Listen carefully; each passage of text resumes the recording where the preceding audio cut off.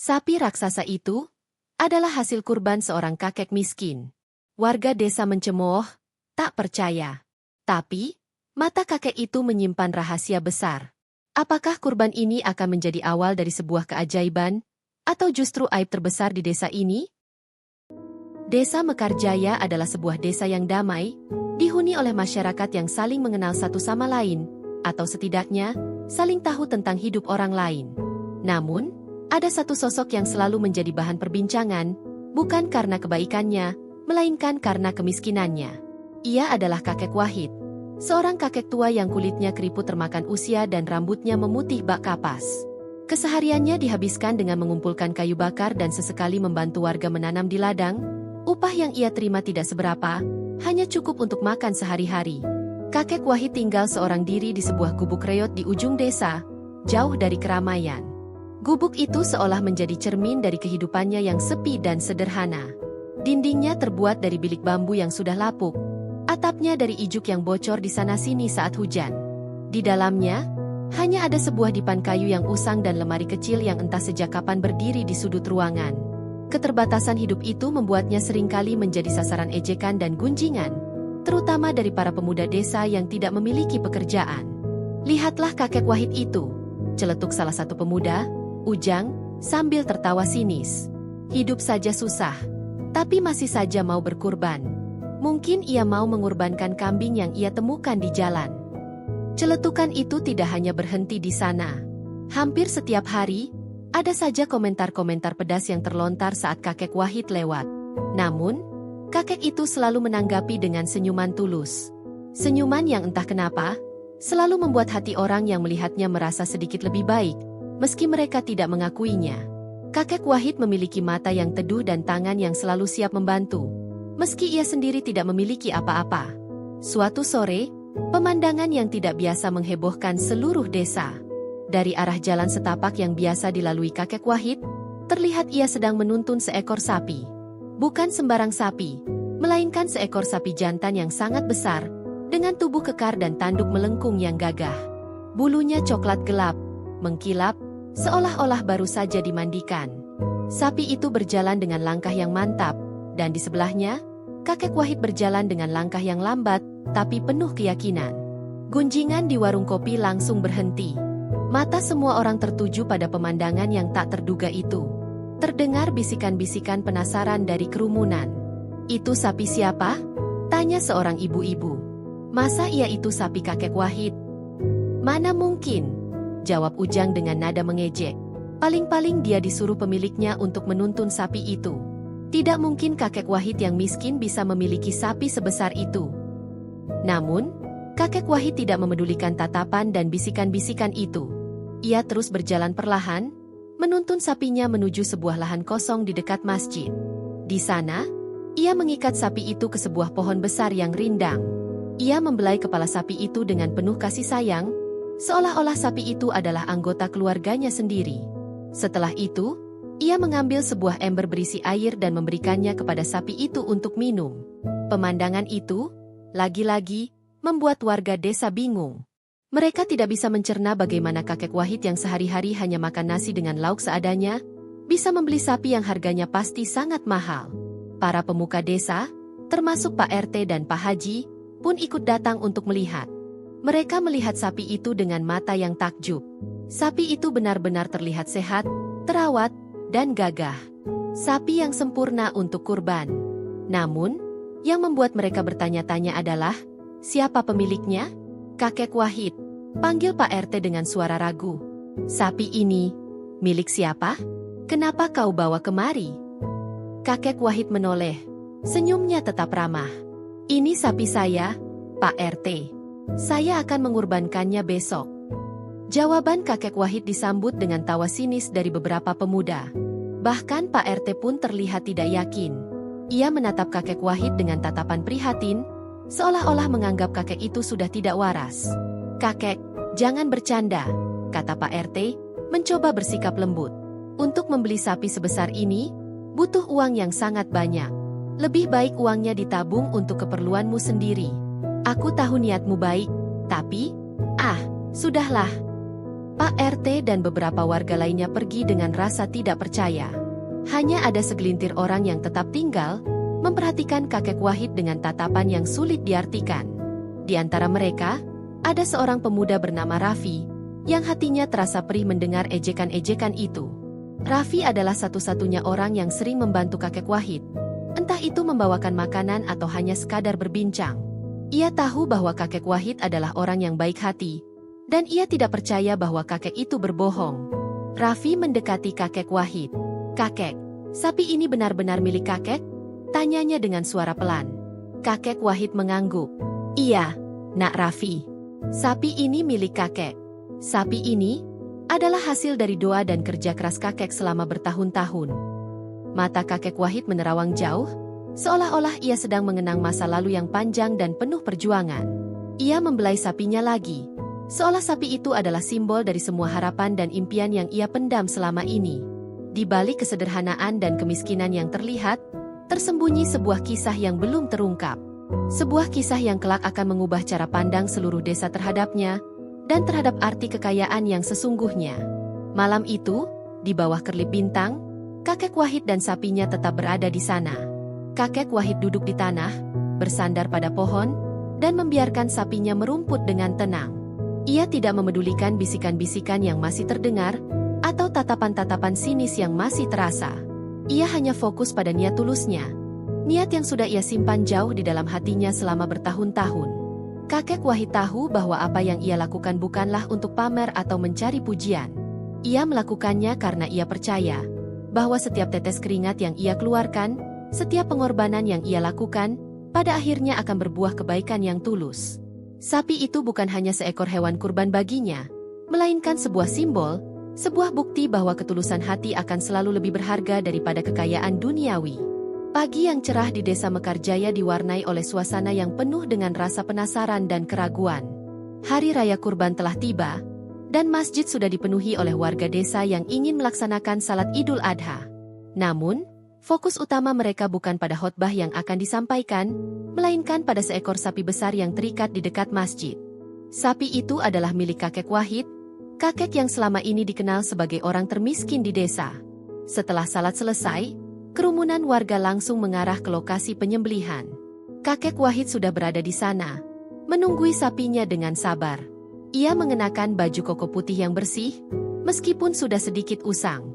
Wajahnya yang keriput terlihat berseri-seri, senyum tulusnya tidak pernah luntur.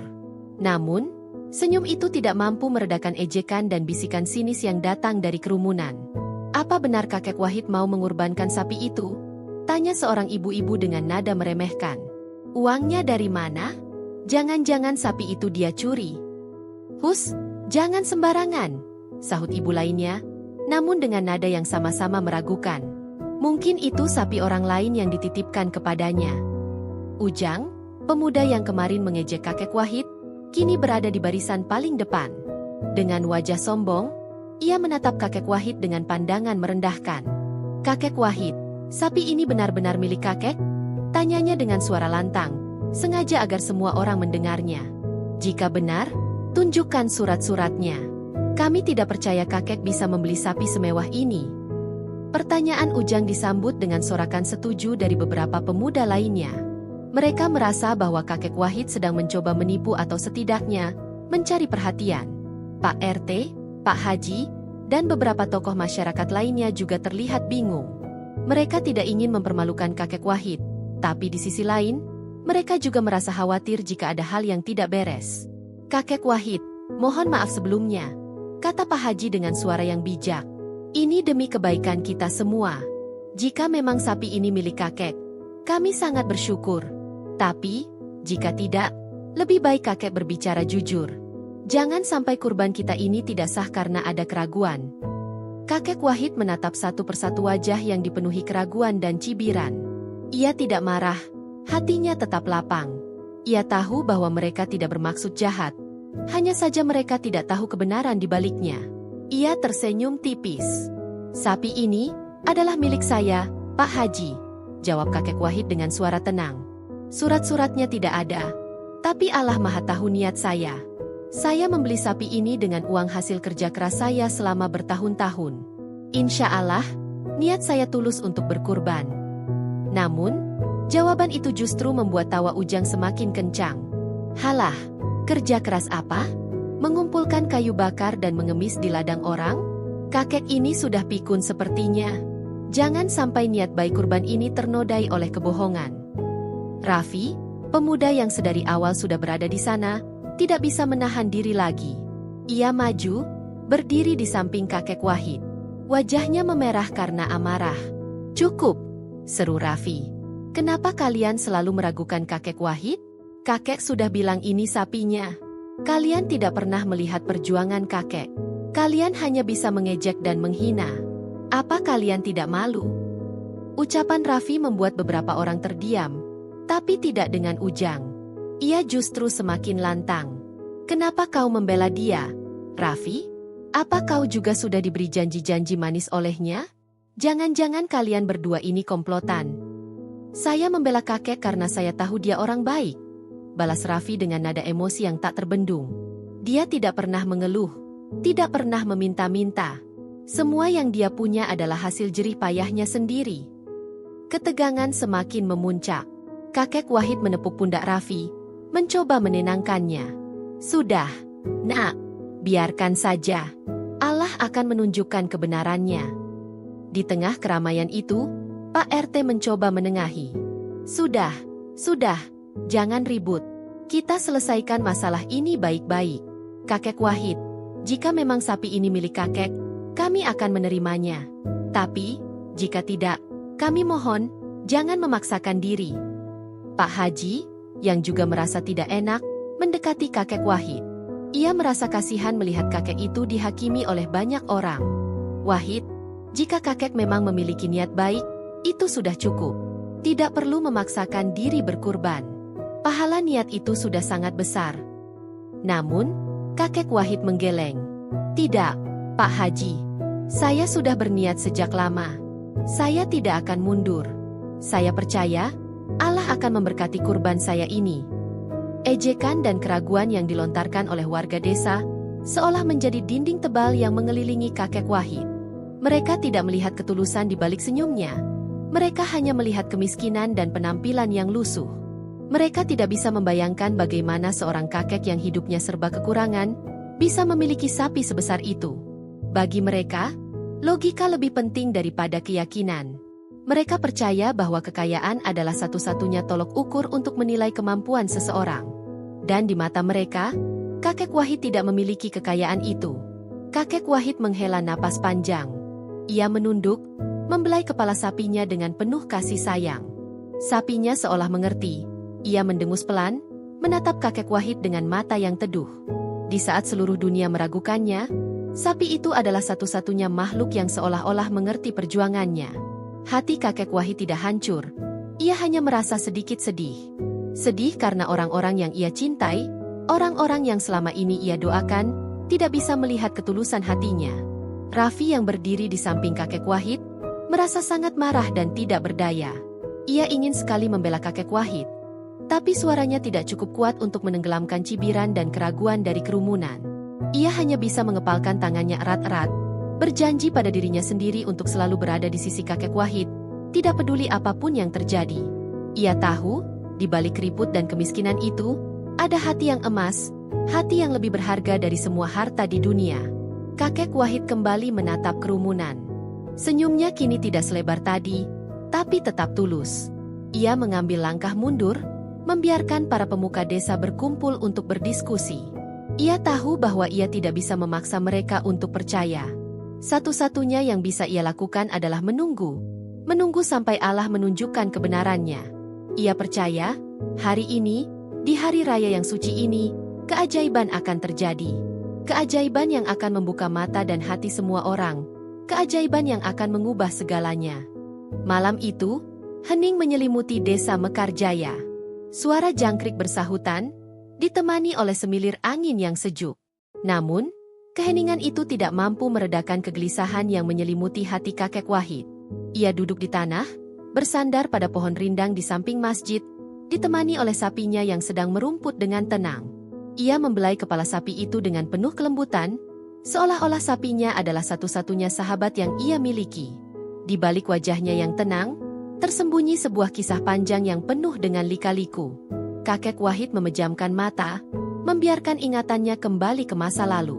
Ia teringat akan janji yang pernah ia ucapkan bertahun-tahun yang lalu. Janji yang ia buat di hadapan Allah, saat ia masih muda dan hidupnya jauh lebih makmur dari sekarang. Kakek Wahid dulunya adalah seorang pemuda yang bekerja keras. Ia memiliki sebidang tanah yang sangat luas, warisan dari kakeknya. Tanah itu subur, menghasilkan panen yang melimpah setiap tahunnya. Namun, ia tidak pernah merasa bangga dengan kekayaannya. Ia selalu merasa bahwa kekayaan itu hanyalah titipan, dan ia harus memanfaatkannya dengan sebaik-baiknya. Suatu hari, saat sedang istirahat di ladang, ia melihat seorang kakek tua yang miskin sedang berdoa di sebuah musola kecil di pinggir ladangnya. Kakek itu memohon kepada Allah agar bisa berkurban. Meskipun ia tahu bahwa ia tidak memiliki uang untuk membeli seekor kambing pun. Hati kakek Wahid tergerak. Ia mendekati kakek itu dan memberikannya uang, agar kakek itu bisa membeli hewan kurban. Kakek tua itu menangis haru. Ia memeluk kakek Wahid dan berterima kasih berkali-kali. "Nak, semoga Allah membalas kebaikanmu. Jangan pernah sombong dengan hartamu. Karena sesungguhnya, kekayaan sejati bukanlah tentang harta, melainkan tentang ketulusan hati. Suatu hari, jika kamu berhasil, jangan lupa untuk berkurban. Berikan yang terbaik untuk Allah, karena Allah sudah memberikan yang terbaik untukmu." Kata-kata kakek tua itu terekam jelas di ingatan kakek Wahid. Setelah kejadian itu, kakek Wahid berjanji dalam hati, bahwa suatu hari, ia akan berkurban dengan hewan kurban terbaik yang ia miliki. Ia akan mengorbankan sapi yang besar dan gagah, sebagai wujud syukur atas semua nikmat yang telah diberikan Allah kepadanya. Namun, hidup tidak selalu berjalan sesuai rencana. Beberapa tahun kemudian, desa mereka dilanda kekeringan yang panjang. Ladang-ladang gagal panen, dan banyak warga yang kelaparan. Kakek Wahid, dengan hati yang tulus, menjual sebagian kecil tanahnya untuk membantu warga desa. Ia membagikan beras dan bahan makanan, tanpa mengharapkan imbalan apapun. Ia tidak ingin melihat tetangga-tetangganya kelaparan. Namun, kebaikan hatinya justru disalahartikan oleh beberapa orang yang tamak. Mereka menganggap kakek Wahid terlalu boros, dan mereka mulai mengambil keuntungan dari kedermawanannya. Akhirnya, kakek Wahid memutuskan untuk menjual sisa tanahnya, kecuali sebidang kecil yang ia simpan. Ia menjual tanah itu kepada seorang pengusaha yang tidak terlalu ia kenal. Dengan uang hasil penjualan itu, ia membangun sebuah gubuk kecil dan membeli keperluan sehari-hari. Ia sengaja menyembunyikan identitasnya sebagai pemilik tanah, karena ia sudah lelah dengan intrik dan keserakahan manusia. Ia hanya ingin hidup tenang dan sederhana, jauh dari urusan duniawi yang rumit. Sisa uang yang ia miliki, ia tabung sedikit demi sedikit. Setiap hari, ia mengumpulkan kayu bakar, membantu warga, dan menabung setiap sen yang ia dapatkan. Ia melakukannya bukan karena ia miskin, tapi karena ia memiliki sebuah janji yang harus ia tepati. Janji untuk membeli sapi kurban yang terbaik. Dan setelah bertahun-tahun lamanya, akhirnya ia berhasil. Sapi yang sedang ia elus itu adalah hasil dari semua perjuangannya. Sapi itu adalah simbol dari janji, ketulusan, dan kesabaran. "Kakek." Sebuah suara pelan memecah lamunan kakek Wahid. Itu adalah Raffi. Pemuda itu datang membawakan secangkir teh hangat dan beberapa potong kue. "Nak Raffi," sapa kakek Wahid dengan senyum. "Terima kasih banyak." Raffi duduk di samping kakek Wahid. Ia menatap kakek itu dengan tatapan penuh simpati. "Kakek, saya tahu kakek tidak berbohong. Saya tahu kakek orang baik. Tapi kenapa kakek tidak menjelaskan semuanya kepada mereka?" Kakek Wahid tersenyum. "Nak, kebenaran itu tidak perlu diucapkan. Ia akan datang dengan sendirinya, pada saat yang tepat. Biarkan saja mereka mengira kakek ini orang gila." Hati kakek tenang, karena kakek tahu niat kakek ini tulus. Lagi pula, kakek tidak ingin ada orang yang iri atau ingin mengambil keuntungan dari kakek. Kakek ingin hidup sederhana, jauh dari intrik dunia. Raffi mengangguk. Ia mengerti. Ia tahu bahwa kakek Wahid adalah orang yang sangat bijaksana. Tapi kakek, sapi ini, benar-benar luar biasa. Bagaimana kakek bisa mendapatkannya? Kakek Wahid kembali tersenyum. Ia menunjuk ke arah gubuknya. "Nak Raffi, di bawah tanah dekat gubuk kakek, kakek punya sebuah celengan. Sejak kakek masih muda, kakek selalu menabung di sana. Setiap kali kakek mendapat rezeki, sedikit demi sedikit, kakek selalu menabungnya. Lalu, kakek juga menabung dari sisa uang penjualan tanah yang kakek miliki dulu. Uangnya tidak banyak, tapi cukup untuk membeli sapi ini. Kakek memilih sapi ini karena sapi ini memiliki kesehatan yang paling baik dan bentuk yang paling sempurna. Kakek ingin memberikan yang terbaik untuk Allah, seperti yang pernah diajarkan kakek tua itu. Raffi terkejut. Ia tidak menyangka bahwa di balik kesederhanaan kakek Wahid, tersembunyi kisah yang begitu mendalam. Ia merasa malu karena pernah meragukan kakek itu, meskipun hanya sedikit. Ia merasa bahwa ia adalah satu-satunya orang yang tahu kebenaran ini, dan ia merasa bangga. Ia berjanji dalam hati bahwa ia akan menjaga rahasia ini dan akan terus membela kakek Wahid. Malam itu, di bawah kerlip bintang, kakek Wahid dan Raffi duduk bersama. Mereka berbicara tentang banyak hal, tentang masa lalu kakek Wahid, tentang impian Raffi, dan tentang arti kehidupan. Kakek Wahid tidak merasa sepi lagi. Ia merasa bahwa ia memiliki seorang teman, seorang anak, yang mengerti dan menghormati dirinya apa adanya. Ia tahu bahwa kurbannya besok bukan hanya tentang menyembelih seekor sapi, tapi tentang sebuah janji yang ia tepati, tentang sebuah ketulusan yang ia jaga, dan tentang sebuah pelajaran berharga yang akan ia berikan kepada semua orang. Mentari pagi perlahan naik, menyinari langit dengan warna jingga keemasan. Hari Raya Kurban tiba, dan suasana di Desa Mekarjaya terasa berbeda. Udara dipenuhi dengan aroma sate yang mulai dibakar, dan suara takbir yang menggema dari masjid. Namun, di balik kemeriahan itu, ada sebuah ketegangan yang menggantung. Ketegangan yang berpusat pada kakek Wahid dan sapinya yang gagah. Setelah salat Idul Adha selesai, warga desa berbondong-bondong menuju lapangan tempat penyembelihan hewan kurban. Di sana, sudah berdiri kakek Wahid, ditemani oleh Raffi. Sapi kakek Wahid diikat di sebuah tiang, tampak tenang dan damai. Sementara itu, sapi-sapi lain milik warga desa juga sudah dipersiapkan. Ketegangan dimulai ketika giliran kakek Wahid tiba. Panitia kurban, yang dipimpin oleh Pak Haji, terlihat ragu-ragu. Mereka saling berbisik, mempertanyakan kembali niat dan asal-usul sapi tersebut. Pak RT mendekati kakek Wahid dengan wajah serius. "Kakek Wahid," katanya dengan suara pelan, "sebaiknya kita selesaikan ini sekarang. Banyak warga yang meragukan kurban kakek. Jika kakek memang tidak sanggup, tidak apa-apa. Kami akan tetap menghargai niat kakek." "Tidak, Pak RT," jawab kakek Wahid dengan suara tegas. "Saya sanggup. Sapi ini adalah niat tulus saya. Saya mohon, biarkan saya berkurban." Namun, Ujang dan beberapa pemuda lain tidak puas dengan jawaban kakek Wahid. Mereka maju, mencoba menginterogasi kakek itu lebih jauh. "Bagaimana kami bisa percaya, kakek?" tanya Ujang dengan nada menantang. "Kakek tidak punya uang, tidak punya pekerjaan tetap. Sapi ini harganya pasti sangat mahal. Kami tidak ingin kurban kami ternodai oleh sesuatu yang tidak jelas." Mata kakek Wahid tidak menunjukkan sedikit pun rasa takut. Ia menatap Ujang lurus-lurus. "Nak, saya tidak punya uang yang banyak, tapi saya punya niat yang tulus. Saya bekerja keras selama bertahun-tahun untuk membeli sapi ini. Jika kalian tidak percaya, itu bukan urusan saya. Urusan saya hanyalah berkurban untuk Allah." Tiba-tiba, seorang pemuka desa lain, Pak Karim, yang dikenal sebagai orang yang sangat berhati-hati, maju. Ia menatap kakek Wahid dengan pandangan tajam. "Maaf kakek Wahid, tapi kami harus memastikan. Kami tidak ingin ada masalah di kemudian hari. Sapi ini, apakah ada yang bisa membuktikan bahwa ini milik kakek?" Semua mata tertuju pada kakek Wahid. Kakek Wahid terdiam sejenak. Ia tahu, ia tidak punya bukti nyata. Ia sengaja menyembunyikan semua hartanya untuk menghindari masalah. Tapi sekarang, ia harus menghadapi kenyataan pahit bahwa ketulusannya tidak cukup untuk meyakinkan mereka. Hatinya terasa perih, bukan karena ejekan, melainkan karena ketidakpercayaan yang begitu besar. Raffi, yang berada di samping kakek Wahid, merasa sangat marah. Ia ingin sekali berteriak, menjelaskan segalanya, tapi ia tahu bahwa itu tidak akan berguna. Ia hanya bisa mengepalkan tangannya, mencoba menahan emosi.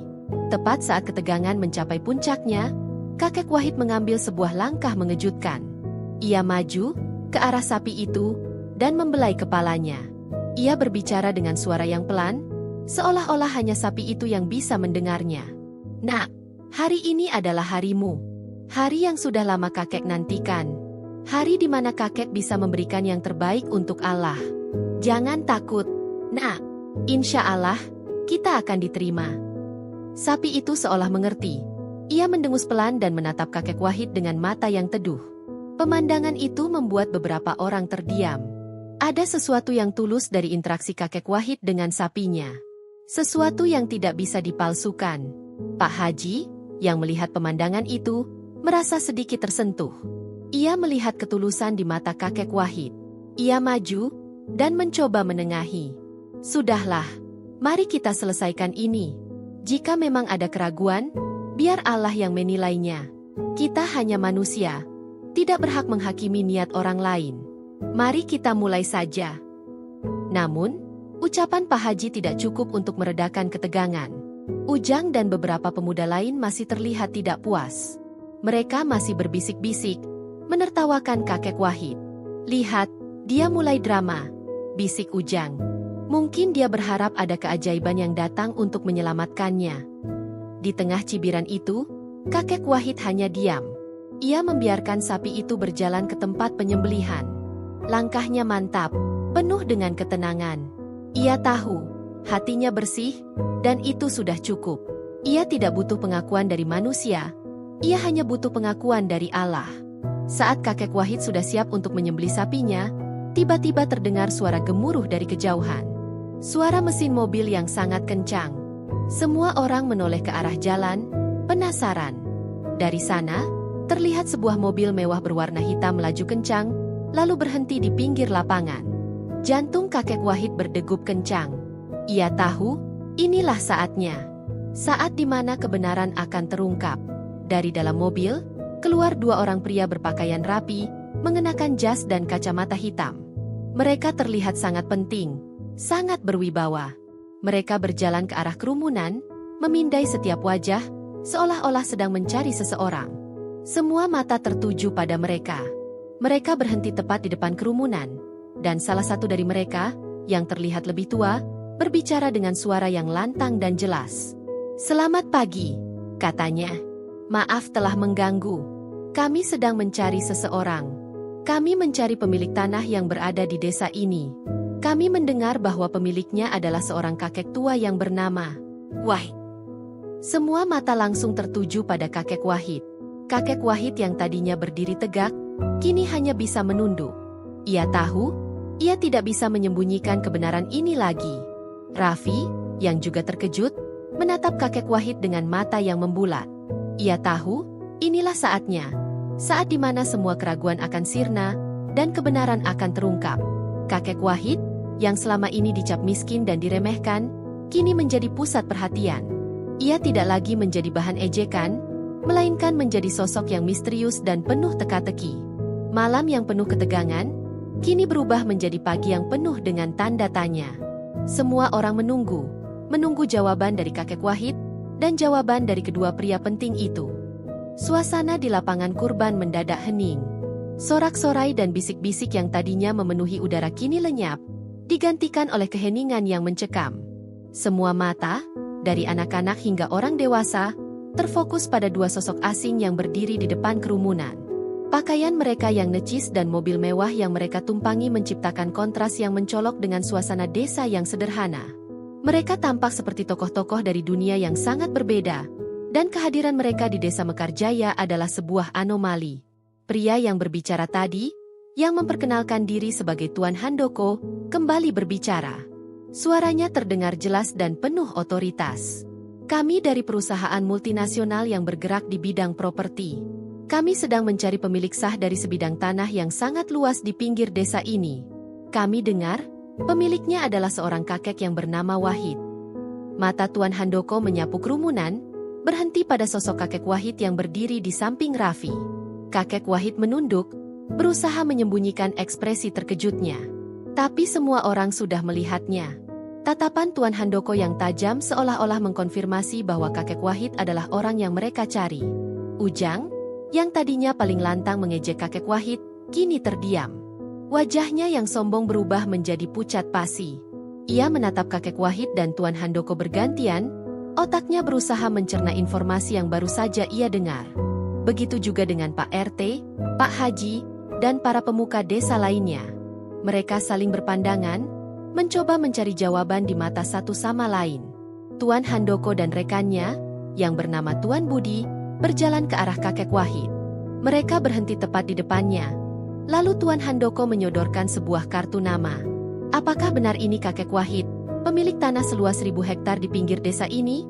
Tanyanya dengan sopan, namun nada suaranya tetap menunjukkan ketegasan seorang pebisnis. Pertanyaan itu seperti sebuah bom yang meledak di tengah-tengah kerumunan. 1000 hektar? Itu adalah sebuah lahan yang sangat luas, bahkan lebih luas dari desa itu sendiri.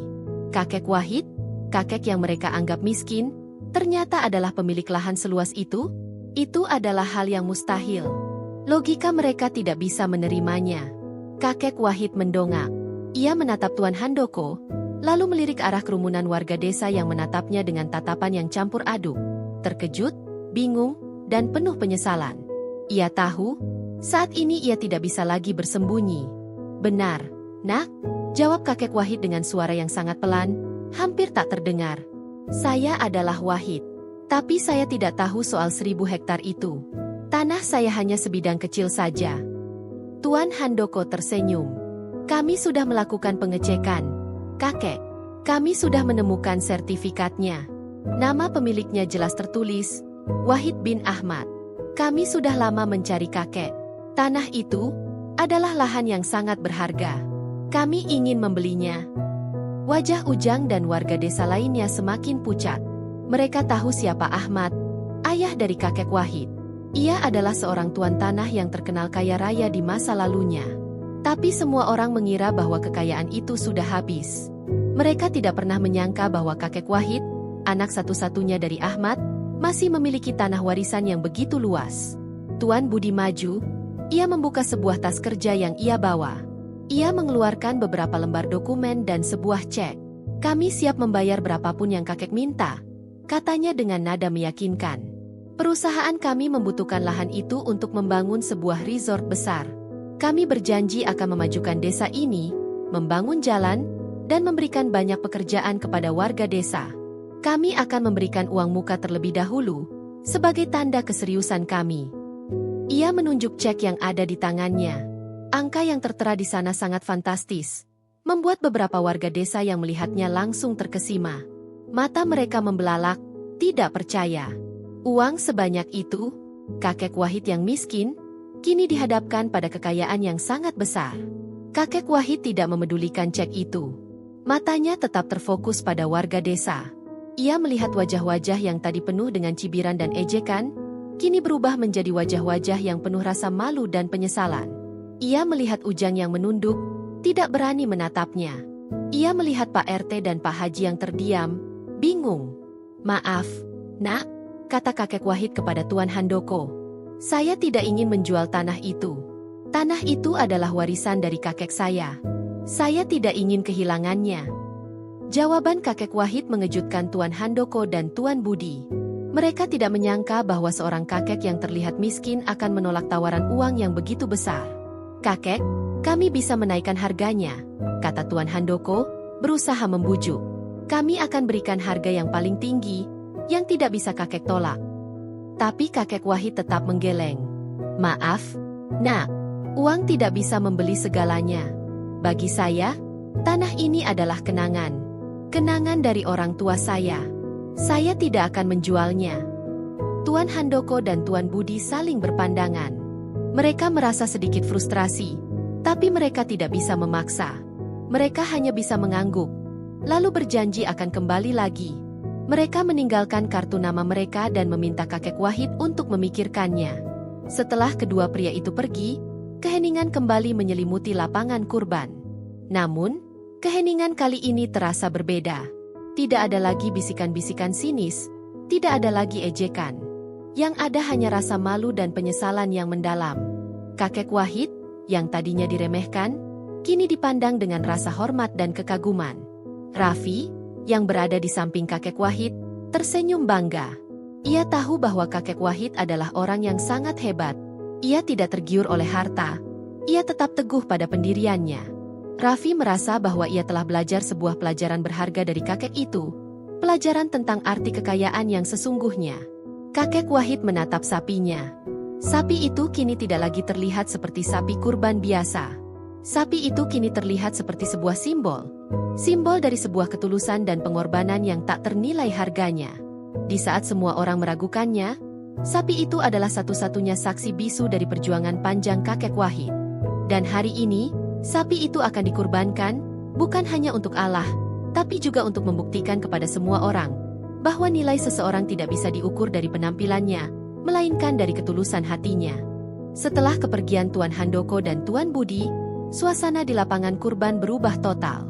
Keheningan yang tadinya canggung kini dipenuhi dengan bisikan-bisikan penyesalan dan tatapan-tatapan yang sulit diartikan. Ujang dan para pemuda yang tadinya lantang mengejek kakek Wahid kini menunduk, tidak berani menatapnya. Wajah mereka memerah karena rasa malu yang amat sangat. Para pemuka desa, seperti Pak RT dan Pak Haji, merasa sangat bersalah. Mereka merasa telah gagal menjadi pemimpin yang bijaksana, karena telah membiarkan kakek Wahid dihakimi. Kakek Wahid, dengan sapinya yang masih tenang di sisinya, kini menjadi pusat perhatian. Ia tidak menunjukkan ekspresi sombong atau dendam. Ia tetap sama, kakek Wahid yang sederhana dengan senyum tulusnya. Ia tahu bahwa ini adalah saatnya. Saat di mana ia harus menjelaskan semuanya.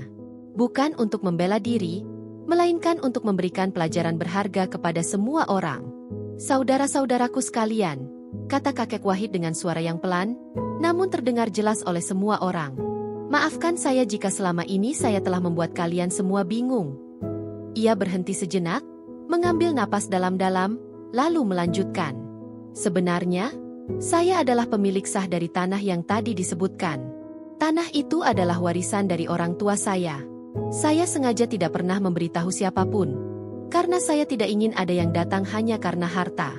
Saya ingin hidup sederhana, jauh dari urusan duniawi yang rumit. Kata-kata kakek Wahid membuat beberapa orang meneteskan air mata. Mereka merasa sangat bersalah. Mereka telah menghakimi seseorang yang jauh lebih kaya dan lebih bijaksana dari mereka. Selama bertahun-tahun, saya hidup dengan sederhana. Saya mengumpulkan kayu bakar, membantu di ladang, bukan karena saya miskin. Lanjut kakek Wahid, suaranya terdengar bergetar karena menahan emosi. Saya melakukannya karena saya ingin merasakan bagaimana rasanya hidup sederhana. Saya ingin mengumpulkan uang dengan keringat saya sendiri, agar kurban yang saya niatkan ini menjadi kurban yang tulus, yang benar-benar dari hasil jerih payah saya. Warga desa terdiam. Mereka tidak bisa berkata apa-apa. Mereka hanya bisa mendengarkan. Sapi ini adalah hasil dari perjuangan saya selama bertahun-tahun. Uang yang saya gunakan untuk membelinya adalah uang yang saya tabung sedikit demi sedikit. Uang itu tidak banyak, tapi cukup untuk membeli sapi ini. Saya memilih sapi ini bukan karena harganya yang mahal, tapi karena sapi ini sehat dan gagah. Saya ingin memberikan yang terbaik untuk Allah, karena Allah sudah memberikan yang terbaik untuk saya. Kakek Wahid menunduk, matanya berkaca-kaca. Raffi, yang berdiri di sampingnya, merasa sangat terharu. Ia tahu, kakek Wahid bukanlah kakek biasa. Kakek Wahid adalah seorang yang sangat bijaksana dan berhati emas. Saya tidak marah kepada kalian, kata kakek Wahid lagi, kali ini dengan senyum yang tulus. Saya justru berterima kasih. Karena dari kalian, saya belajar. Saya belajar bahwa menjadi bijaksana itu tidak mudah. Saya belajar bahwa saya harus tetap rendah hati, tidak peduli seberapa kaya atau miskinnya saya. Saya harap, setelah ini, kita semua bisa belajar untuk tidak mudah menghakimi orang lain. Kita tidak pernah tahu apa yang ada di balik sebuah penampilan. Kakek Wahid akhirnya menuntun sapinya ke tempat penyembelihan. Ia membisikkan sesuatu di telinga sapi itu, lalu dengan suara yang mantap, ia mengucapkan takbir. Sapi itu pun dikurbankan. Air mata mengalir di pipi beberapa warga desa. Bukan karena sedih, melainkan karena rasa malu dan penyesalan yang mendalam. Mereka merasa telah melakukan sebuah dosa besar. Mereka telah meragukan niat tulus seseorang, hanya karena penampilan luarnya. Puncak konflik telah terlewati. Kebenaran telah terungkap. Kakek Wahid, yang tadinya adalah bahan ejekan, kini menjadi sosok yang dihormati dan disegani. Kisahnya menjadi sebuah pelajaran berharga bagi seluruh warga desa. Sebuah pelajaran tentang arti ketulusan, kesabaran, dan keberanian untuk berbeda. Setelah proses penyembelihan selesai, banyak warga desa yang mendatangi kakek Wahid. Mereka mengulurkan tangan, meminta maaf atas segala perkataan dan perbuatan mereka. Ujang, dengan wajah penuh penyesalan, berlutut di depan kakek Wahid. "Kakek," katanya dengan suara bergetar, "maafkan saya. Saya sangat bodoh. Saya telah menghina kakek. Saya tidak pantas dimaafkan." Kakek Wahid tersenyum, lalu menepuk pundak Ujang. "Sudah, Nak. Kakek sudah memaafkanmu. Kakek tahu, kalian tidak bermaksud jahat. Kalian hanya belum tahu. Sekarang, kita semua sudah tahu. Mari kita mulai lagi, dengan hati yang bersih." Ujang terisak. Ia merasa sangat terharu. Ia berjanji dalam hati, bahwa ia akan belajar dari kesalahan ini. Ia akan menjadi orang yang lebih baik, orang yang tidak mudah menghakimi orang lain. Kisah kakek Wahid dan sapinya pun menyebar ke seluruh desa, menjadi sebuah legenda yang akan diceritakan dari generasi ke generasi. Sebuah legenda yang mengajarkan bahwa kekayaan sejati bukanlah tentang harta, melainkan tentang ketulusan hati. Setelah terkuaknya kebenaran, desa Mekarjaya tidak lagi sama. Kakek Wahid yang tadinya hidup dalam kesederhanaan dan ejekan, kini menjadi pusat perhatian. Setiap hari, ada saja warga yang datang ke gubuknya, bukan untuk mengejek, melainkan untuk meminta maaf dan bersilaturahmi. Mereka membawa makanan, buah-buahan, bahkan ada yang menawarkan bantuan untuk memperbaiki gubuknya. Kakek Wahid menerima semua itu dengan senyum dan hati yang lapang. Ia tidak dendam. Ia justru merasa bahagia karena akhirnya ia bisa berinteraksi dengan warga desa tanpa ada sekat dan prasangka.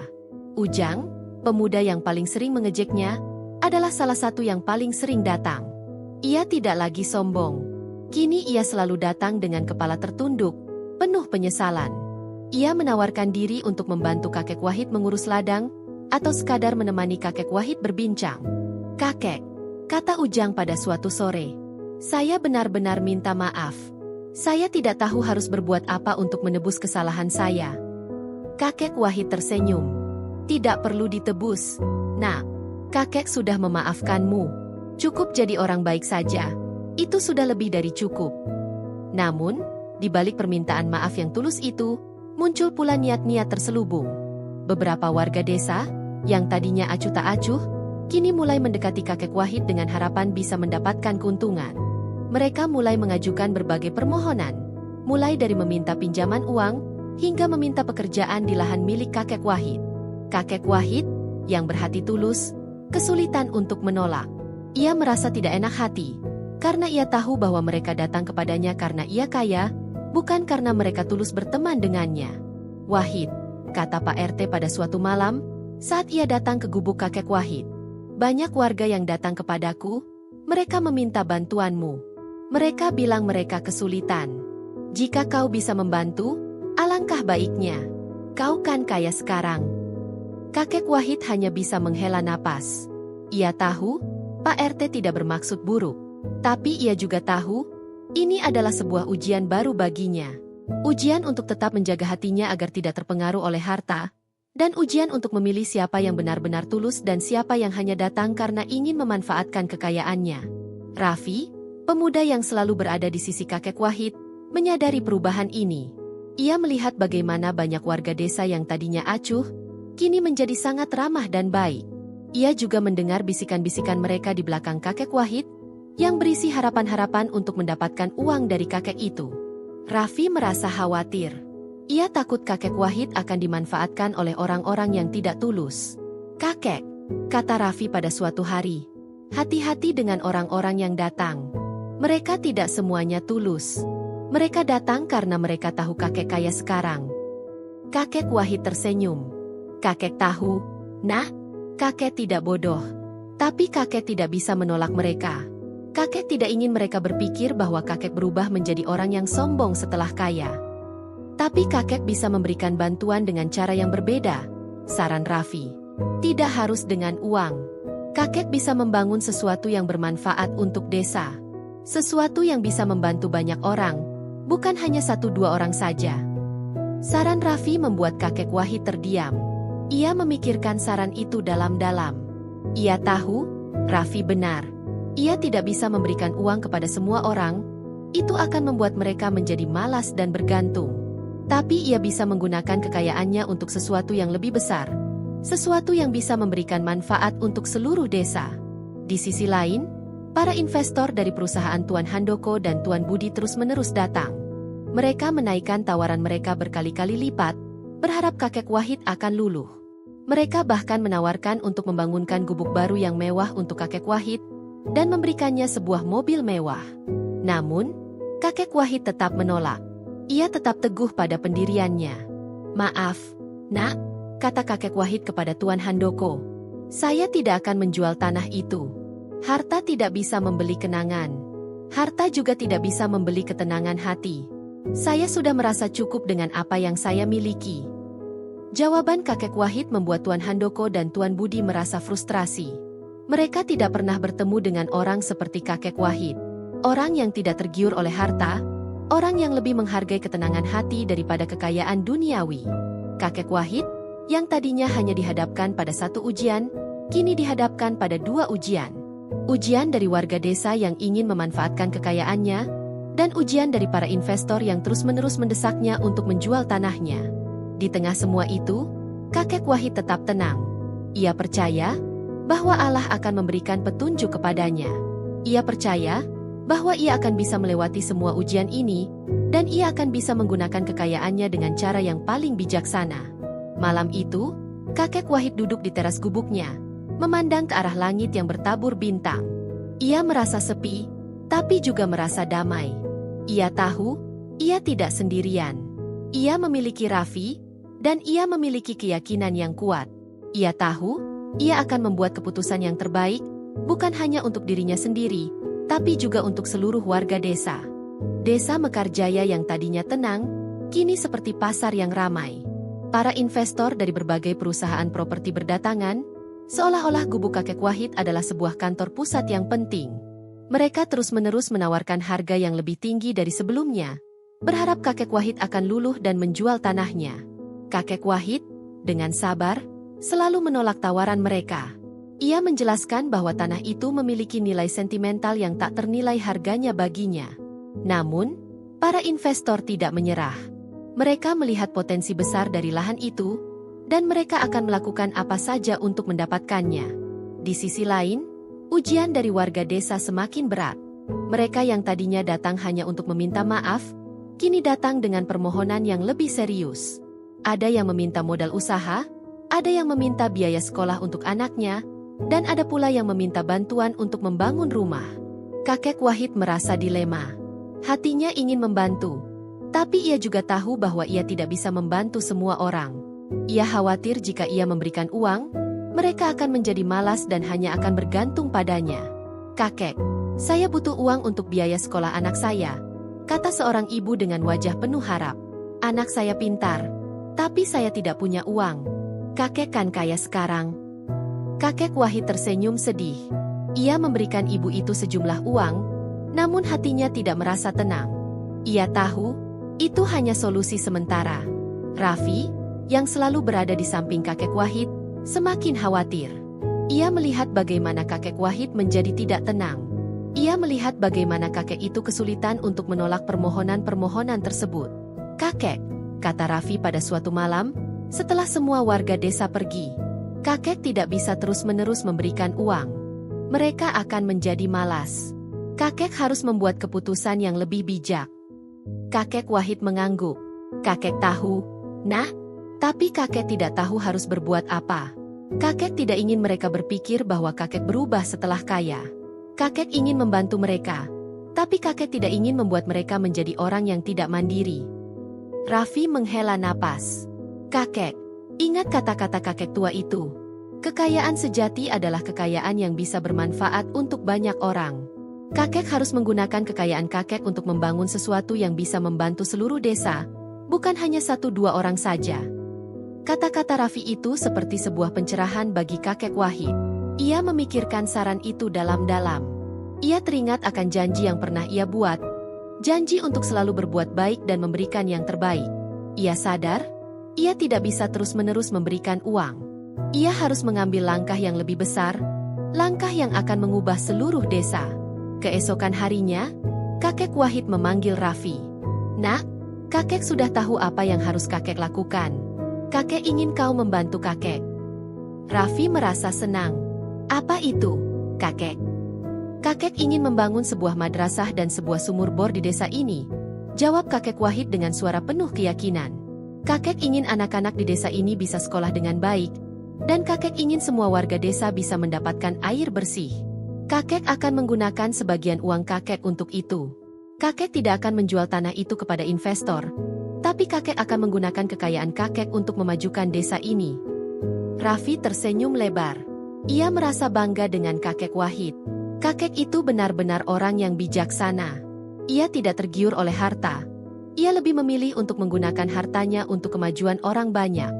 Namun, keputusan kakek Wahid itu tidak disambut baik oleh semua orang. Beberapa warga desa yang tadinya berharap mendapatkan uang, kini merasa kecewa. Mereka berbisik-bisik, menganggap kakek Wahid pelit dan sombong. "Lihat, kakek Wahid itu. Setelah kaya, dia jadi pelit," kata seorang warga. "Dia lebih memilih membangun madrasah daripada membantu kita yang kesusahan." Bisikan-bisikan itu terdengar sampai ke telinga kakek Wahid. Tapi ia tidak marah. Ia hanya tersenyum. Ia tahu, ia tidak bisa menyenangkan semua orang. Ia hanya bisa melakukan apa yang menurutnya benar. Malam itu, saat kakek Wahid duduk di teras gubuknya, ia merasa lebih tenang dari sebelumnya. Ia tahu, ia telah mengambil keputusan yang tepat. Ia tahu, ia telah melewati ujian ini. Ia tahu, ia telah menggunakan kekayaannya dengan cara yang paling bijaksana. Ia tidak lagi peduli dengan apa kata orang. Ia hanya peduli dengan ketenangan hati dan ridha Allah. Ia tahu, ia akan memberikan warisan yang lebih berharga dari sekadar uang.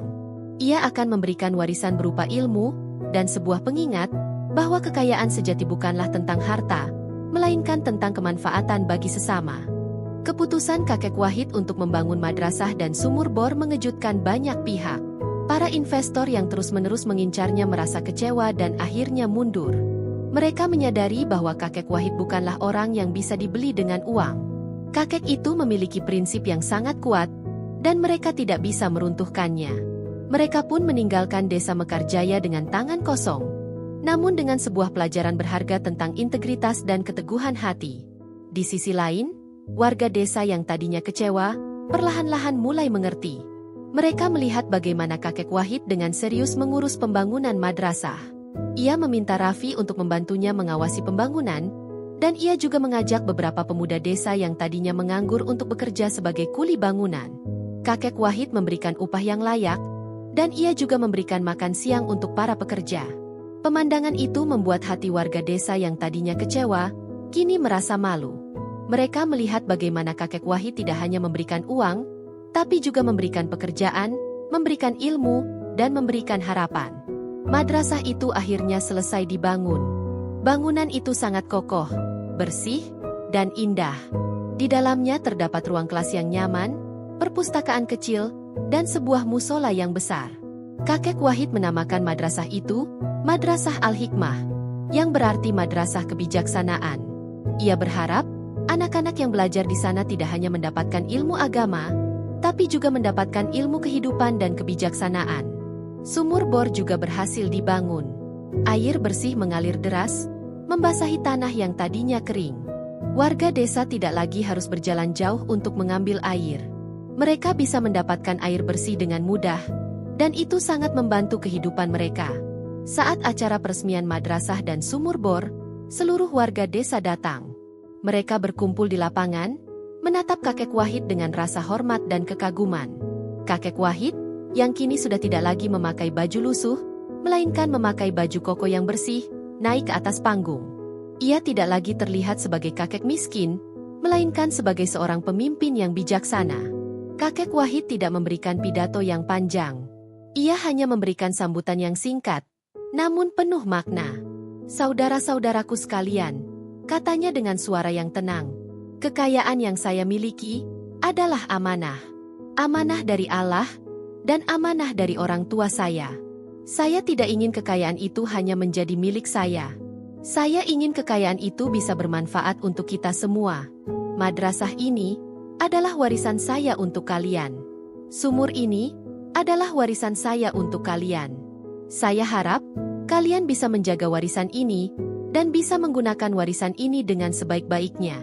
Saya juga berharap kalian semua bisa mengambil pelajaran dari apa yang telah terjadi. Bahwa nilai seseorang bukanlah tentang harta, melainkan tentang ketulusan dan kemanfaatan yang bisa ia berikan kepada orang lain. Setelah memberikan sambutan, kakek Wahid memberikan kejutan lain. Ia memanggil Raffi ke atas panggung. "Nak Raffi," katanya sambil tersenyum. "Kau adalah satu-satunya orang yang selalu percaya kepada kakek. Kau adalah satu-satunya orang yang tidak pernah meragukan kakek. Kakek ingin memberikan ini kepadamu." Kakek Wahid memberikan sebuah sertifikat tanah kepada Raffi. Sertifikat itu adalah sertifikat dari sebidang tanah yang ia miliki. Tanah yang ia simpan, yang tadinya akan ia gunakan untuk dirinya sendiri. Raffi terkejut. "Kakek, kenapa?" "Ambillah, nak," kata kakek Wahid. "Kakek tahu, kau adalah orang yang tulus. Kakek yakin, kau akan menggunakan tanah ini dengan baik. Kau bisa menggunakannya untuk membangun rumah, atau untuk apapun yang kau mau. Kakek hanya ingin kau tahu, bahwa ketulusanmu tidak sia-sia." Raffi tidak bisa menahan air matanya. Ia memeluk kakek Wahid dengan erat. Ia merasa sangat terharu dan bangga. Ia merasa bahwa ia telah menemukan seorang ayah, seorang guru, dan seorang pahlawan. Kisah kakek Wahid, sang kakek miskin yang ternyata kaya raya, menjadi legenda di desa Mekarjaya. Kisah itu menjadi pengingat bagi semua orang, bahwa penampilan bukanlah segalanya. Kekayaan sejati bukanlah tentang berapa banyak uang yang kita miliki, melainkan tentang seberapa besar kemanfaatan yang bisa kita berikan kepada orang lain. Desa Mekarjaya pun perlahan berubah. Warganya menjadi lebih ramah, lebih bijaksana, dan lebih saling menghargai. Mereka tidak lagi mudah menghakimi, dan mereka lebih fokus pada kebaikan. Semua itu berkat seorang kakek tua yang tulus, yang dengan sederhana telah mengubah segalanya. Beberapa tahun telah berlalu sejak kakek Wahid membangun madrasah dan sumur bor. Desa Mekarjaya kini berubah menjadi sebuah desa yang makmur dan damai. Madrasah Al-Hikmah telah menghasilkan banyak anak-anak yang cerdas dan berakhlak mulia. Sumur bor telah memberikan air bersih yang melimpah, dan ladang-ladang di desa itu kini kembali subur. Semua itu berkat kebijaksanaan dan ketulusan hati kakek Wahid. Kakek Wahid kini tidak lagi tinggal di gubuk reyotnya. Raffi, yang kini menjadi seorang pemuda yang sukses, membangunkan sebuah rumah yang sederhana, namun nyaman, untuk kakek Wahid. Raffi menggunakan sebagian tanah yang diberikan kakek Wahid untuk membangun rumah itu, dan sisanya ia gunakan untuk membuka sebuah usaha kecil-kecilan. Ia tidak menjadi kaya raya, tapi ia merasa bahagia karena ia bisa hidup mandiri, dan ia bisa merawat kakek Wahid. Kakek Wahid yang kini semakin tua, seringkali duduk di teras rumahnya, ditemani oleh Raffi dan anak-anak yang belajar di madrasah. Ia tidak lagi berbicara tentang masa lalu yang penuh dengan ejekan. Ia hanya berbicara tentang masa depan, tentang harapan, dan tentang pentingnya menjadi orang baik. Ia selalu berpesan kepada anak-anak itu, agar mereka tidak pernah menghakimi orang lain dari penampilannya. Pada suatu sore, saat matahari terbenam, kakek Wahid mengumpulkan seluruh warga desa di halaman madrasah. Mereka semua datang, dari anak-anak hingga orang dewasa, dari yang tadinya mengejek hingga yang tadinya diam. Semuanya datang untuk mendengarkan pesan terakhir dari kakek Wahid. "Saudara-saudaraku sekalian," kata kakek Wahid dengan suara yang pelan, namun terdengar sangat berwibawa. "Saya sangat bahagia melihat desa kita sekarang. Desa ini menjadi tempat yang damai dan makmur. Semua ini bukan karena saya. Semua ini karena kita semua. Karena kita semua mau belajar, mau berubah, dan mau menjadi orang yang lebih baik.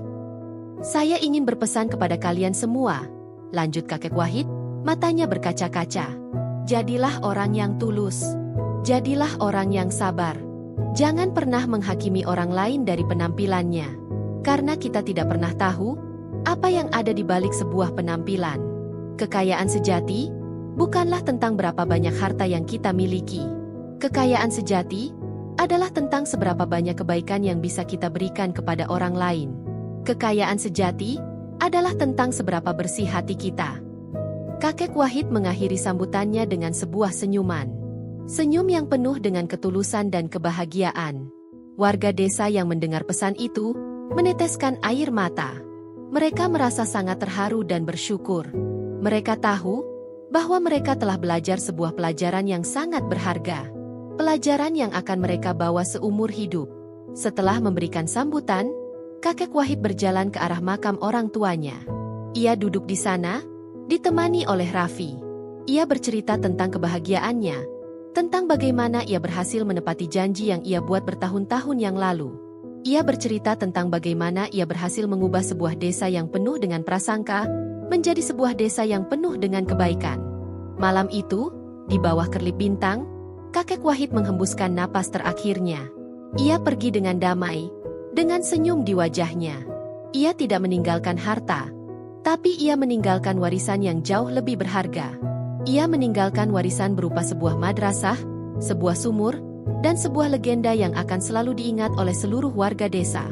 Legenda tentang kakek Wahid, sang kakek miskin yang kaya raya, yang mengajarkan kepada semua orang bahwa ketulusan hati akan selalu lebih berharga dari semua harta di dunia. Kisah kakek Wahid dan sapinya kini menjadi cerita pengantar tidur bagi anak-anak di desa Mekarjaya. Cerita itu mengajarkan mereka untuk selalu berbuat baik, tidak mudah menghakimi, dan selalu percaya pada ketulusan hati. Desa Mekarjaya, yang tadinya adalah tempat yang penuh dengan gunjingan, kini menjadi tempat yang penuh dengan kebaikan. Semua itu berkat seorang kakek tua yang sederhana, yang dengan sebuah sapi telah mengubah segalanya.